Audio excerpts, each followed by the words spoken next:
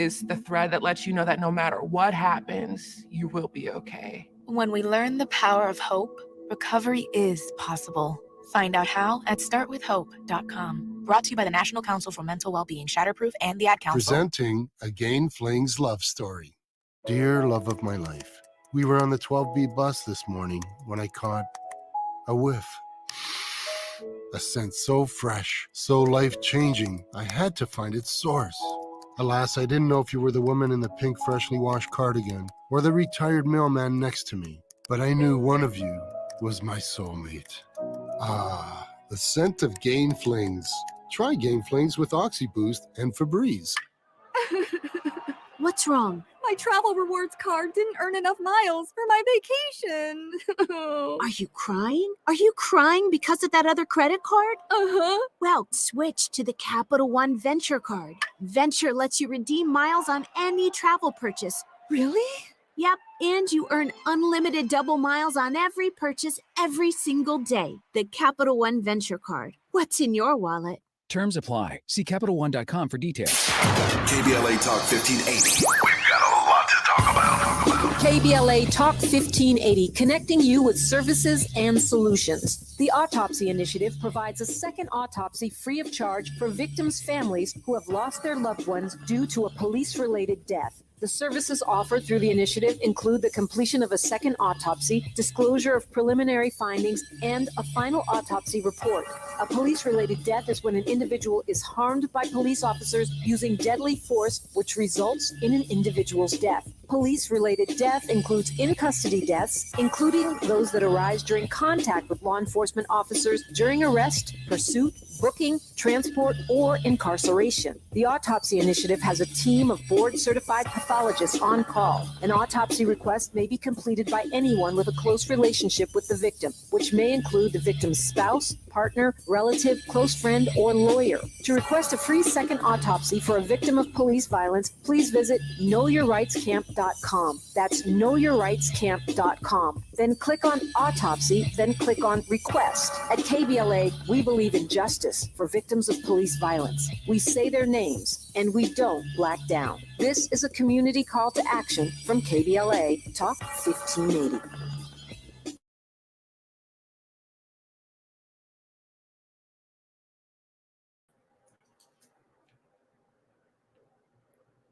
We are back, and we're going all in this hour on the battleground state of Wisconsin. We've been hearing so much about the key 7 battleground states, and I have been traveling to them. I was in Arizona last week, this week, earlier in this week, and just got back from Nevada. I will be heading to Wisconsin myself. I'm going to be doing some door knocking as well as hosting a voter engagement event at Rise and Grind Cafe on MLK Boulevard. Anything that's on an MLK Boulevard in any city has to be a good thing. Thanks to my good buddy Christopher Walton, who's been so helpful helping me learn more about the city of Milwaukee and Wisconsin. He's here today. He is a former chair of the Milwaukee Democratic Party. Also, Dr. Shantae Nelson is here. She is vice president of Wisconsin Women's Network. Thank you for joining me. Welcome back, Chris. Thank you, Dr. Nelson, for joining us in this hour. The VP is in Wisconsin tonight. Did either of you have a chance to go to her rally? If not, what are you hearing from your friends and colleagues that maybe did attend the rally today? Chris, what are you hearing about that rally?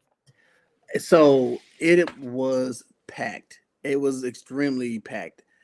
We saw today. So basically today they were starting the beginning of a blitz across the state of Wisconsin. Vice President Harris spent the night here in Milwaukee this past evening, and she was here today doing some events on the campus at UW Milwaukee. That's where she was able to deliver her statement today on the Israeli military activities. And she has gone across the state to La Crosse, Wisconsin now, where they did a massive rally. Over almost 3,000 people were there at this one rally in La Crosse, Wisconsin. And from there, she's going to Green Bay, and she's in Green Bay, Wisconsin right now. And, you know, Green Bay is title town. We win championships, and we have big victories up there. So the fact that she's there to celebrate this at the end of the campaign season, it's a good sign. Because if we're campaigning in Green Bay and we're not campaigning in Madison, we're doing really good. So she's out there. We're visiting Wisconsin. We're all over Wisconsin. President Obama and Governor Walz will actually be in Madison coming soon. President Clinton may possibly be making a stop. Everybody's in town. Everybody's coming to Wisconsin. Well, the pundits say it is Wisconsin, Michigan, and Pennsylvania that are going to be the key states, and then that one electoral college vote from Omaha, Nebraska, that will be the winning ticket for Vice President Harris and Tim Walz. Dr. Nelson, what are you feeling when you go out? You work with an organization focused on women. Now, we know the issue of reproductive freedom, reproductive rights is a motivator for a lot of female voters. How is that issue resonating with voters in Wisconsin? Well, first of all, thank you for having me on.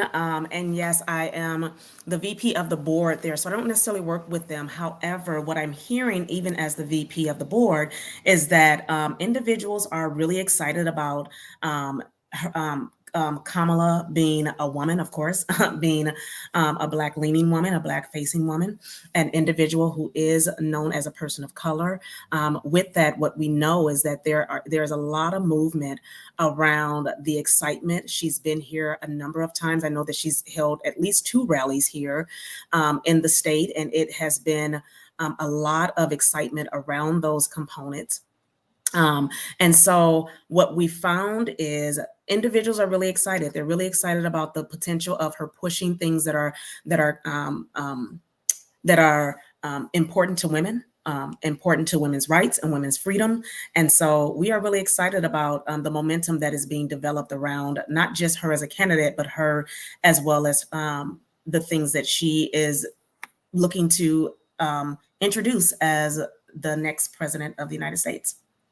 So, Chris, a couple of articles have focused on Black voters in particular and Black voters in Milwaukee, because we know if she wins the state of Wisconsin, it will be because of the huge turnout anticipated in Milwaukee. And this recent article in the New York Times, they were interviewing Black voters, talked to a man who said he wasn't voting for Harris. He said he had more money in his pocket. We hear that a lot. He said he had more money in his pocket under Trump. He hearkened back to the check that he got during the pandemic. He talked about the high prices of groceries, said he didn't have that problem when Trump was in office. He then went on to say that he worried that Vladimir Putin and China's Jinping would not treat Harris as an equal, and that she would not be able to represent the United States on the international level because these male leaders would not respect her. Now, he then went on to say that he didn't have a problem with women and women could be leaders, but clearly that statement suggests there's some misogyny there. But there are people who feel that way. We hear this trope about money so much that the economy was better under Trump, which at the beginning of his term it was, but that was 75 months of positive growth from Obama. But he gets credit for that. And this notion that people had more money in their pocket. What are you saying to those voters that constantly bring that up? Well, you just tell them the truth. Simple fact is, right now, especially with Black voters, even in Milwaukee, more Black people are employed today in Milwaukee, Wisconsin than ever before. The Black unemployment rate is lower now than it's ever been in recorded history. The fact of the matter is, things are going a lot better than they were. Yes, they can be better. And that's what Vice President Harris wants to do. That's why she has her proposal laid out where she wants to build an opportunity economy, actually putting small business loans out there, helping people get those small business loans out there that are worth more than $5,000 to start a small business, pushing real abilities to bring down housing costs. The fact that she wants to build 3 million new houses, there's going to be jobs to build those houses too. You have to build those houses, you have to build things that are going to go in those houses. Those are more jobs being created. The fact that Vice President Harris and even with President Biden, their administration has created 16 million new jobs in this country. And that is a fact. These are things you can go back to. And yes, if you want to look at all the years, President Trump always wants to say, "Oh, let's let's go back 4 years. Are you better off than you were 4 years ago?" Well, 4 years ago, he was telling us to inject bleach.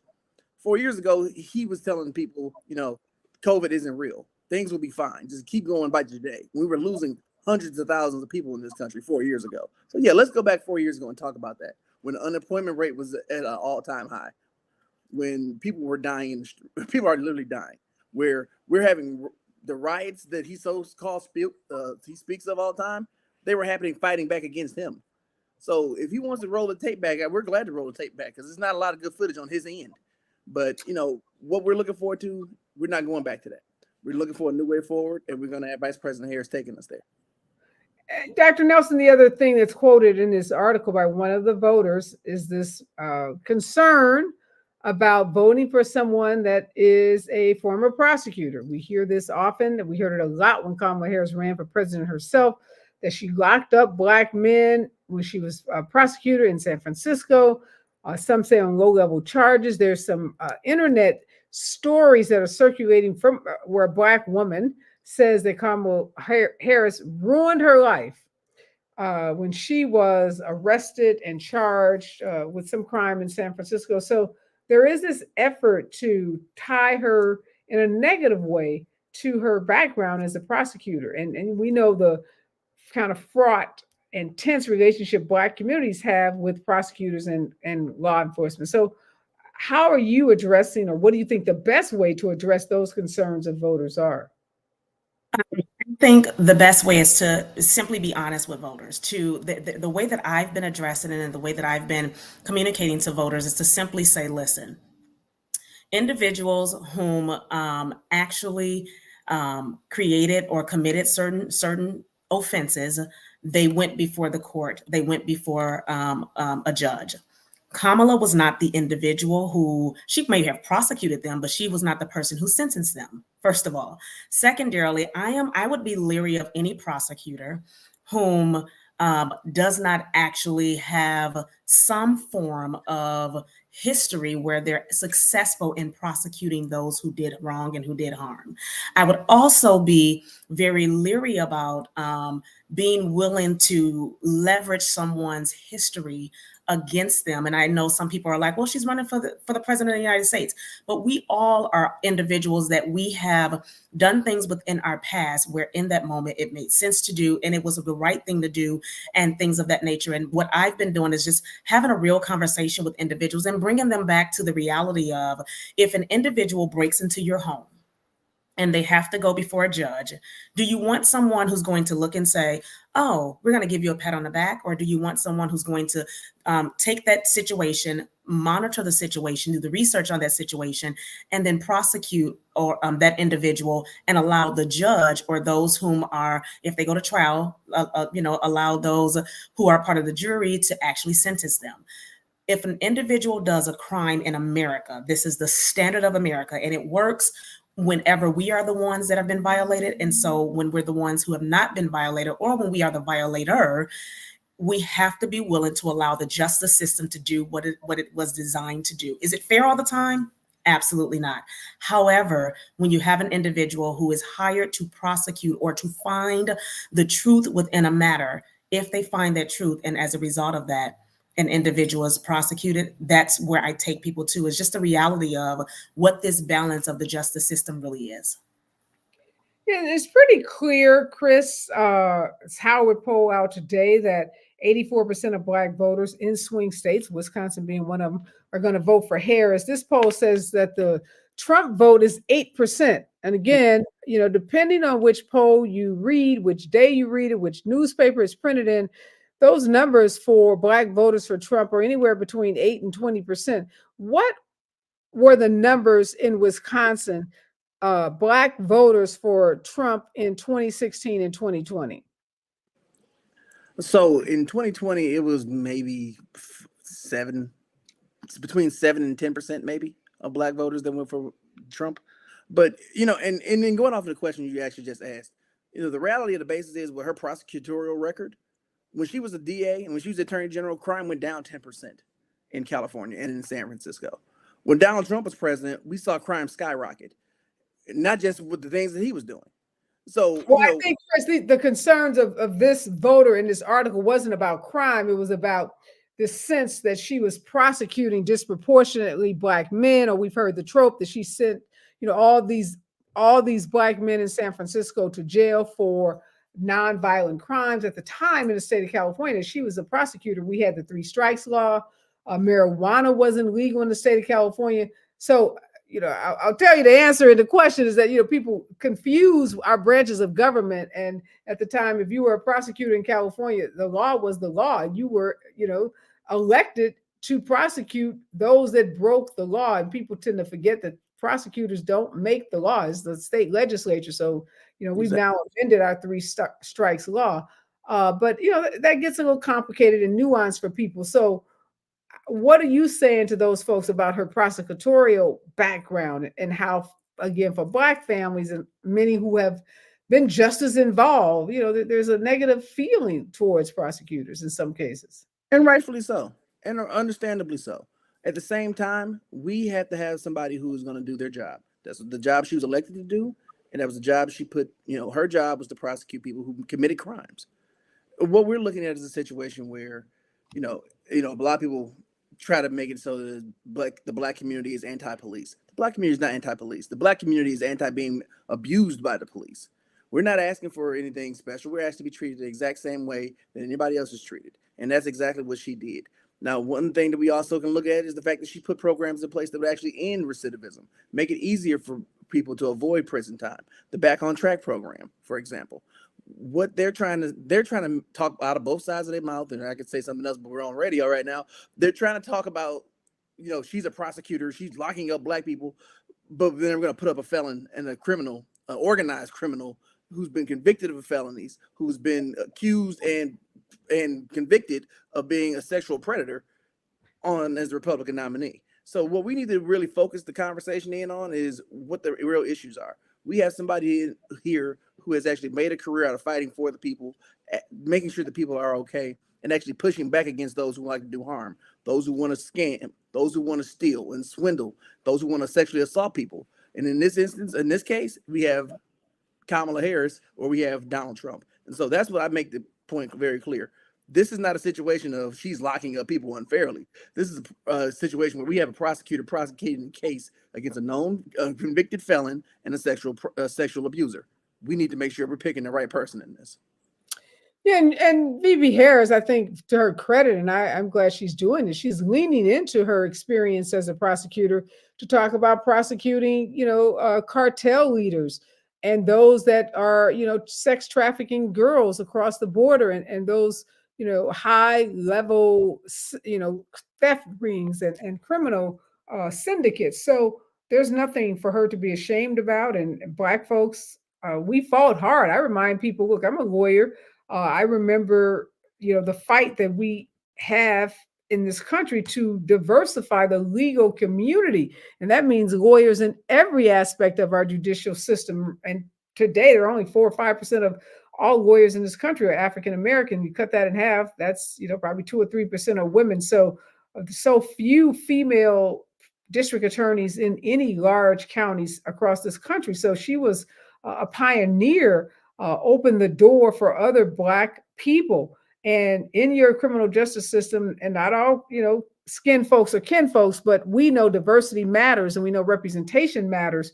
And to have people of color in those jobs, whether they're judges or prosecutors or defense attorneys or wherever they are in the legal system, they are important to have.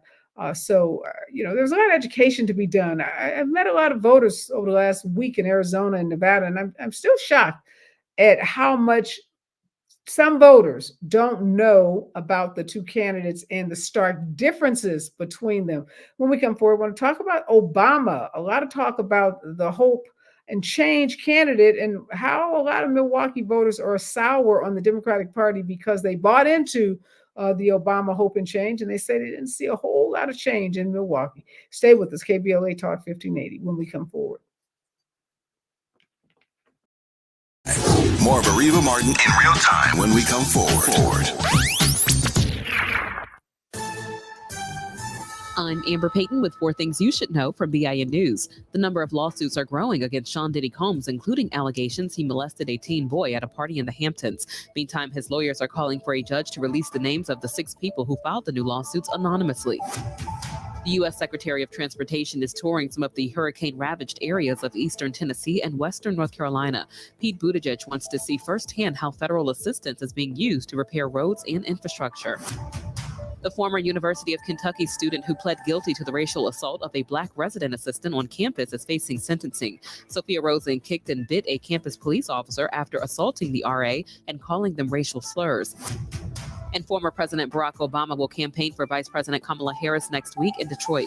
Obama will be in Motown on Tuesday, October 22nd. Tuesday is also when voters can begin early in-person voting in the presidential election. Get BIN News on demand 24/7 at BINnews.com. Trouble in Seal Beach continues as a 4-vehicle accident blocks 3 left lanes of the 405 Southwest Seal Beach Boulevard. Stop delays continue now from Bellflower. Please be advised and drive with caution. Parkville Lane is currently blocked with an overturned vehicle in Los Alamitos 605 north of Vitella Avenue, Willow Street interchange, and watch for a backup forming from the 405. A crash has been cleared from the 134 East in Glendale just before San Fernando Road, and watch for a backup up to 20 minutes from Bob Hope Drive. Pasadena's 210 West before Hill Avenue, watch for an accident blocking the center lane, and watch for heavy traffic from Sierra Madre Villa Avenue, Madre Street interchange. October Cybersecurity Awareness Month. Boost your online security with Norton 360. As PCMag's most awarded security brand, Norton blocked over 219 million threats last year. Stay ahead of cyber threats with Norton 360. Get up to 58% off at norton.com/secure. This is the KBLA Sports Minute with Ray Richardson. Legendary Grambling football coach Eddie Robinson has been nominated for the Pro Football Hall of Fame class of 2025. Robinson, who passed away in 2007, coached 56 years at the prominent HBCU before retiring in 1997. More than 200 of his players were drafted by NFL teams, including 3 Hall of Famers: defensive end Buck Buchanan of the Kansas City Chiefs, cornerback Willie Brown of the Oakland Raiders, and wide receiver Charlie Joyner of the San Diego Chargers. Robinson coached the first Black quarterback to play for the Rams. James Harris was a Grambling product before he came to the Rams in 1973. Harris played 4 seasons with the Rams and led them to the NFC Championship game in 1975. Robinson also coached Doug Williams, the first Black quarterback to play in the Super Bowl. The Pro Football Hall of Fame class of 2025 will be announced in February during Super Bowl week. No debates, no speculation, just the info you need. That's your KBLA Sports Minute. I'm Ray Richardson on KBLA Talk 1580. Tabitha Smiley's new book, The Covenant with Black America, 20 years later, is now on sale everywhere. This classic text shot to #1 on the New York Times bestsellers list almost 2 decades ago. If you have the original book, you will surely want to get this 20th anniversary edition with powerful new contributions from today's leading voices. This 20th anniversary edition presents a compelling blend of historical insights and contemporary urgency in this critical and unprecedented election year. Get your copy of The Covenant with Black America 20 years later today. Climate justice, climate equity, climate resilience. By any other name, we demand environmental justice in 2024 and beyond. We're KBLA Talk 1580, and we don't black down.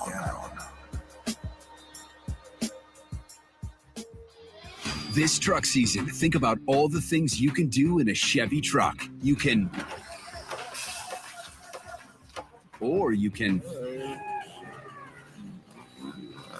even just...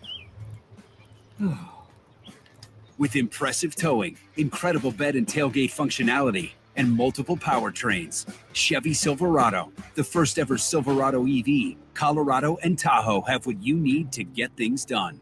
When you want to do it all, Chevy's got you.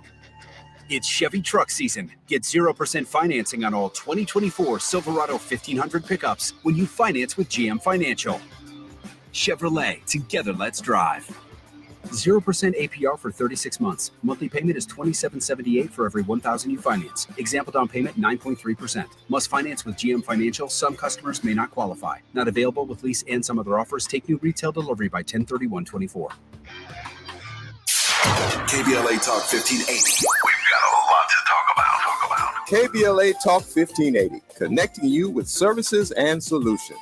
Worried about eviction? You have rights, and Stay Housed LA can help. Stay Housed LA is a partnership between LA County, the City of Los Angeles, and local service providers. From Lancaster to Long Beach, we're here to help you with tenant education workshops, legal clinics, free legal services for eligible tenants, and online resources about tenant protection laws. Don't face eviction alone. Call our hotline at 1-888-694-0040. That's 1-888-694-0040. Or visit stayhousedla.org. Stay Housed LA, keeping Los Angeles residents in their homes. Stay Housed LA, your rights, your home, our community. This is a community call to action from KBLA Talk 1580.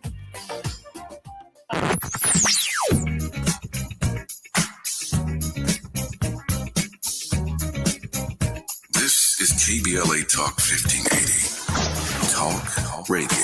That's music to your ears. We're unapologetically progressive. KBLA Talk 1580.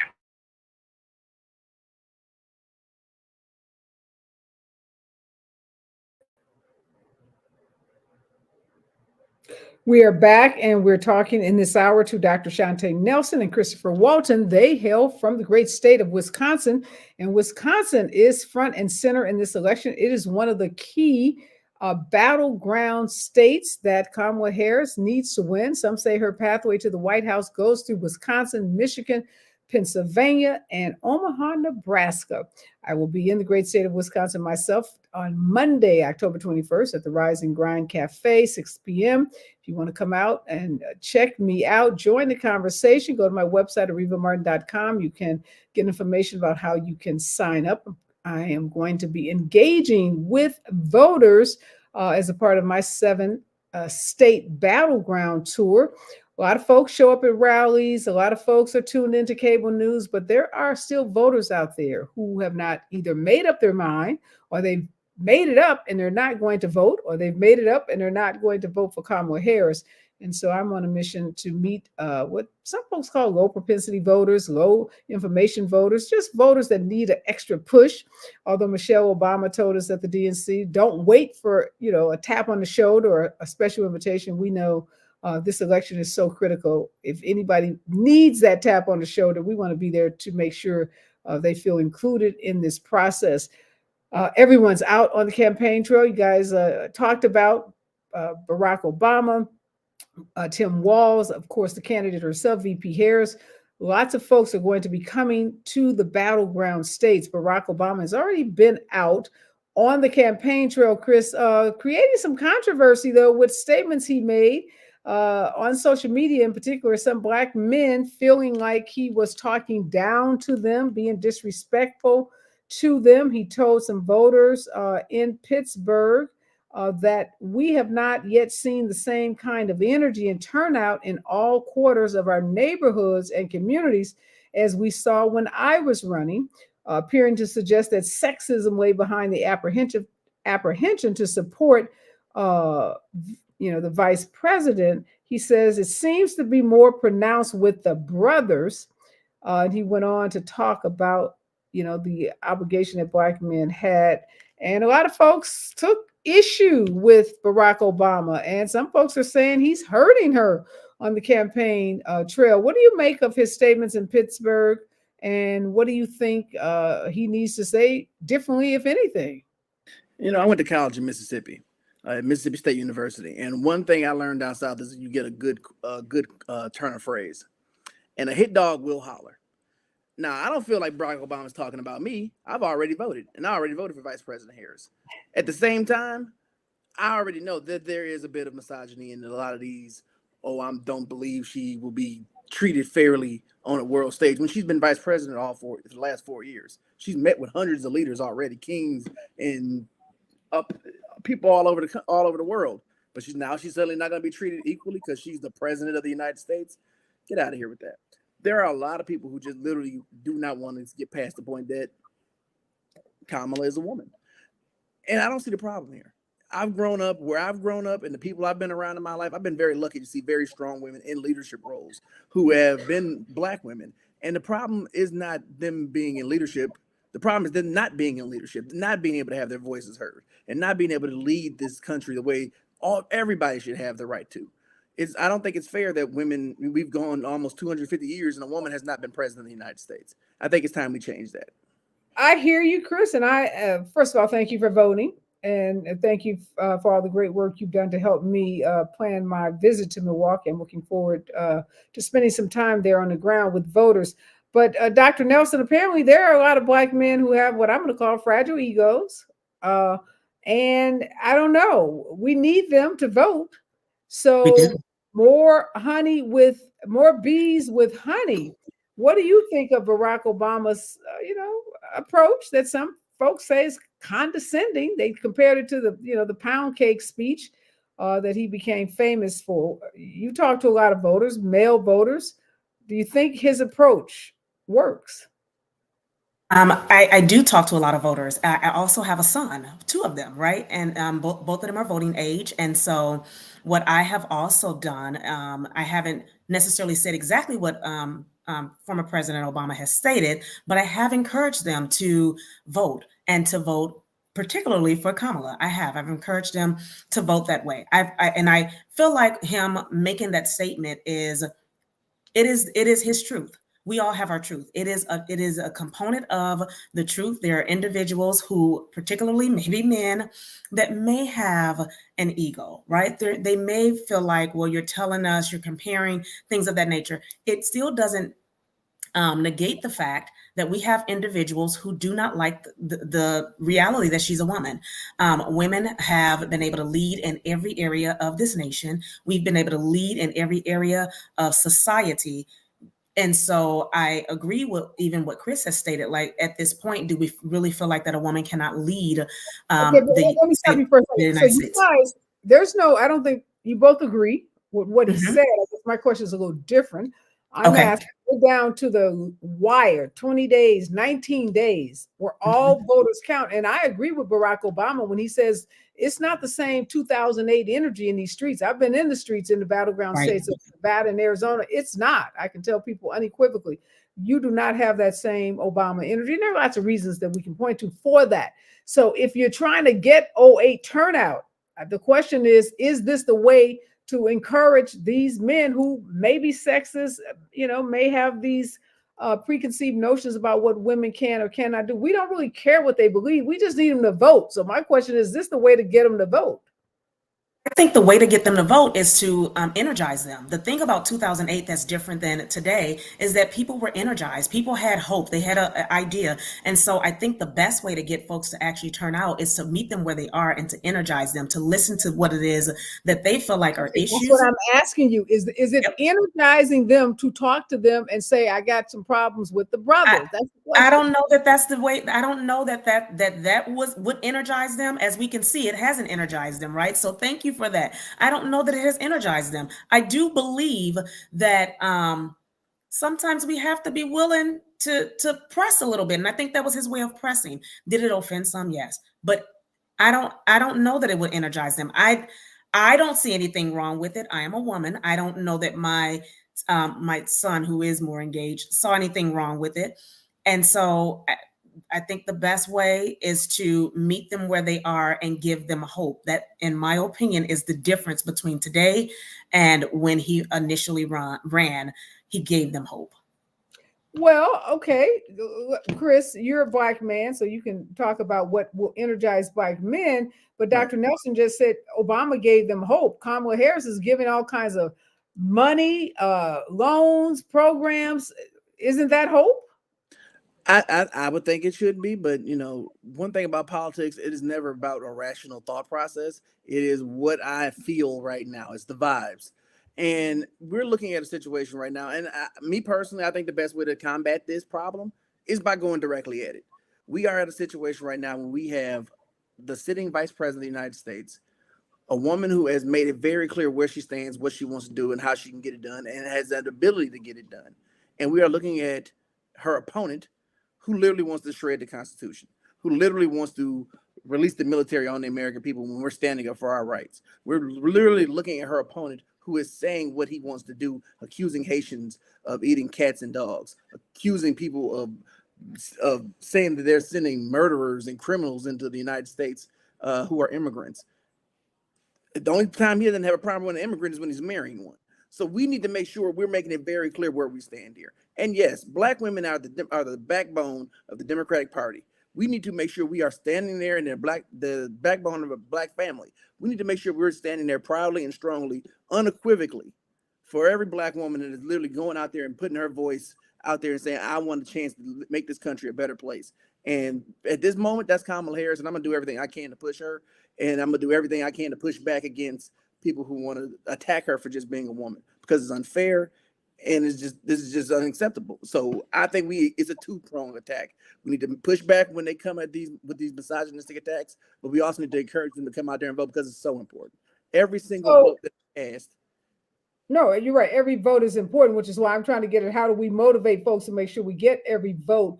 And to be fair, there were a lot of folks who supported what Barack Obama said. He said, look, he's in a unique position as a Black man, former president, to talk directly to Black men and to be very honest with them, and to, as you said, Dr. Nelson, press. So there are people who felt, had different feelings about it.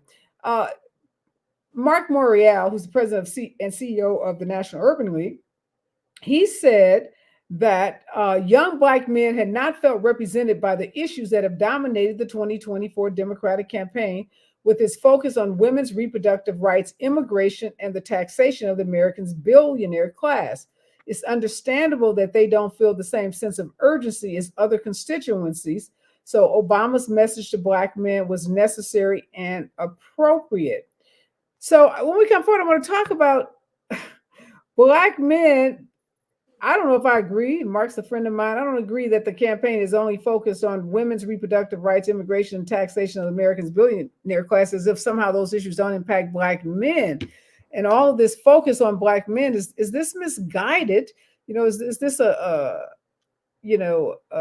answer in search of a problem? Because there really is no problem. When we come forward right here on KBLA Talk 1580, stay with us.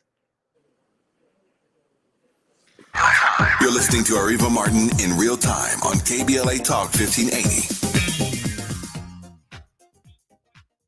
Medicare open enrollment is here, and it's a time you can make changes to your health coverage. Yet, watch out for enrollment and marketing scams. Remember, Medicare will neither call you nor solicit your business. Guard your card. Never give out your Medicare number to strangers. Unsolicited calls, door-to-door visits, and emails are prohibited. Take your time. Don't feel pressured to make a quick decision. Report scams to our California Senior Medicare Patrol at 1-855-613-7080.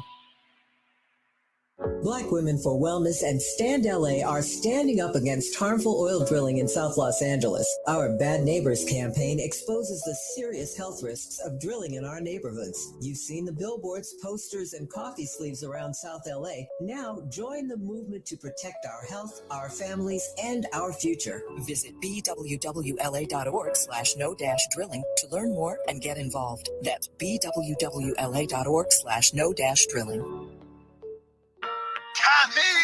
I can't wait for golf this weekend, huh, buddy? Time flies. Love you, man. Oh, don't forget your knee brace again. We aren't in college anymore. Moments together matter, so help protect yourself from RSV. If you're 75 or older or 60 plus with a chronic condition like asthma, COPD, heart disease, or severe diabetes, you're at higher risk of landing in the hospital from RSV, and there are no prescription RSV treatments. Check eligibility and schedule your RSV vaccine at vaxassist.com. Sponsored by Pfizer. As a mom, comforting my family is what I do best. Vicks Vapor Stick provides soothing, non-medicated Vicks vapors in an easy-to-apply stick, and it dries fast, so there's no mess. I use it to comfort myself and my family. Thanks, Mom. Vicks Vapo Stick, soothing comfort for the whole family. And when you need more comfort for yourself, try Vicks Vapo Shower Max for steamy Vicks vapors. Use as directed. Vapo Stick for use ages 4 and up. Vapo Shower Max use for adults only. KBLA Talk 1580. We've got a lot to talk about. KBLA Talk 1580, connecting you with services and solutions. The Los Angeles Regional Food Bank is on a mission to fight hunger and provide nutritious food to those in need across our community. They partner with federal, state, and local programs advocating for better policies and funding for critical hunger relief programs like Cal Fresh, the Emergency Food Assistance Program, and the Child and Adult Care Food Program. The food bank works with coalitions and local representatives to make sure hunger is addressed in every district of LA County. They also run nutrition education campaigns, raise hunger awareness, and source nutritious food for distribution, all while supporting regulations that allow food pantries to operate safely. Want to help? Visit lafoodbank.org or call 323-234-3030 to volunteer or find a food bank near you. Together, we can ensure that no one goes hungry in Los Angeles County. This is a community call to action from KBLA Talk 1580.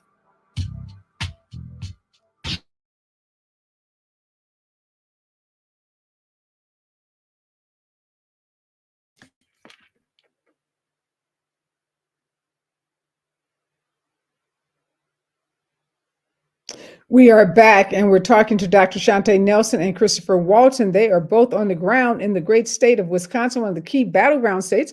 I'm going to be joining voters in Wisconsin on Monday at Rise and Grind Cafe, talking to voters, engaging voters. I'm also going to be doing some door knocking while I am there, part of my 7 battleground state tour. All right. Chris, Mark Morial says that young brothers didn't feel like they saw themselves in this election because he framed it as women's reproductive rights, immigration, and the taxation of Americans' billionaire class. So first of all, let's be clear. It's not women's reproductive rights. It's health care that's on the ballot. And I think that's dangerous when we start talking about these issues as if they have a gender. Like, reproductive health and women's health is men's health as well. You got a mama, you got a sister, you got a daughter. So it shouldn't be an issue that only women care about, and immigration is gender neutral. So do you agree that somehow Black men weren't, represented in the conversations that were happening, leading up to where we are in this election? I don't think, I know I was involved in it. Because I'm literally seeing my sisters, my cousins, they're losing their rights. And if they're losing their rights, my rights are definitely next. That's a problem for me. As a Black man, as a Black gay man, I understand how important my rights are and how easily they can be taken or given. Because until 2015, I had more right to marry my cousin in the state of Wisconsin than I had the right to marry a man I love. So that's unacceptable. We're not going to stand for that.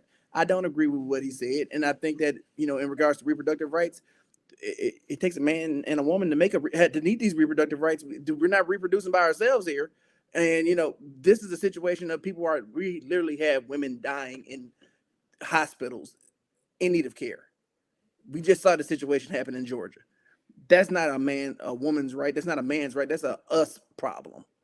We have to fix that problem. Same thing with immigration. We've had the ability to fix these issues around immigration many, many times if we had a partner in the Republican Party willing to work to get this fixed so that we're all getting jobs and equity.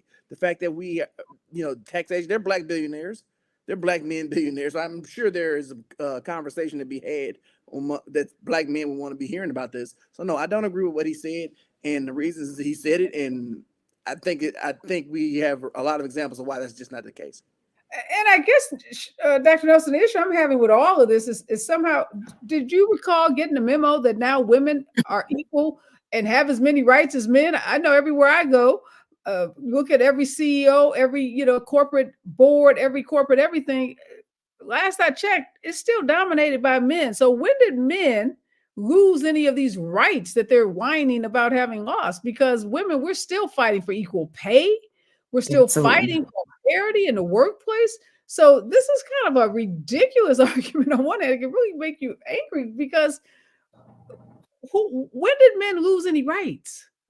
I agree 100%. And a lot of times I think to myself, like, did people forget that they got here through a woman? There's such an attack on women. There's such an attack on the things and the issues that are important to women. And I often say this, I wake up as a Black woman every day and I show up as a Black woman every day. And so as a result of that, there are certain things that as Black women that we are fighting, not just within our own community, we're fighting within communities that don't necessarily look like us. We're fighting to actually be leaders and to stand in those places as leaders and to really be those who can stand in our greatness and not have to apologize for it. So when I think about some of these things that we're fighting against, it infuriates me to know that these are not just things that we're fighting against with other cultures and things of that nature. We're having these internal fights. And when I think about the power of a woman, I think about the influence of a woman, the ability to impact this nation in a real way. Women, I often say this, men think black and white, women think gray. And so when I think about that, we are looking at the full picture, whereas men, in a lot of ways, and I'm not trying to be sexist, I'm just thinking about in a lot of ways, my engagement with men, many of them are either black or white. It's go or no.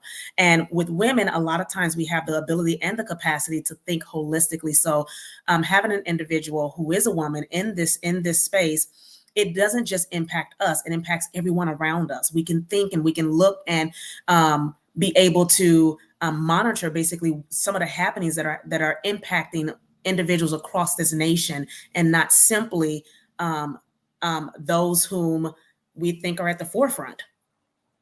Yeah, let's not forget, this is a patriarchal society. In the Catholic Church, you can't even be a priest or have a position of authority if you are female. There are many institutions where women were just allowed to participate, whether you're a firefighter or police officers. It was not long ago, people, that women were relegated to, working in the home. We couldn't even hold certain positions. So this notion that now the whole world is focused on women issues, that's just not true. That's just a falsehood, and it's creating this false narrative that I think is more divisive than it is helpful. And the reality is, Black men, second to Black women, are the most reliable voting bloc for Democrats. You start with Black women. We are the most reliable. We vote, overwhelmingly Democratic, and then Black men come in second. So I'm not even sure this whole notion that Black men were defecting to Donald Trump, or there's going to be some 20%, a Black male vote going to Donald Trump. We hear that every election cycle, and historically, the Black vote, as you said, Chris, in Wisconsin, the last couple of elections, ends up being somewhere between 7 to 10, 8 to 12% max. And there's no indication that it's going to be any different in this election. And yes, if there can be loans targeted to any group that has been marginalized, not just men, and as a lawyer, I can tell you, we know any of these programs that try to, based on just race or gender, are not likely to pass muster with the Constitution and the Supreme Court anyhow.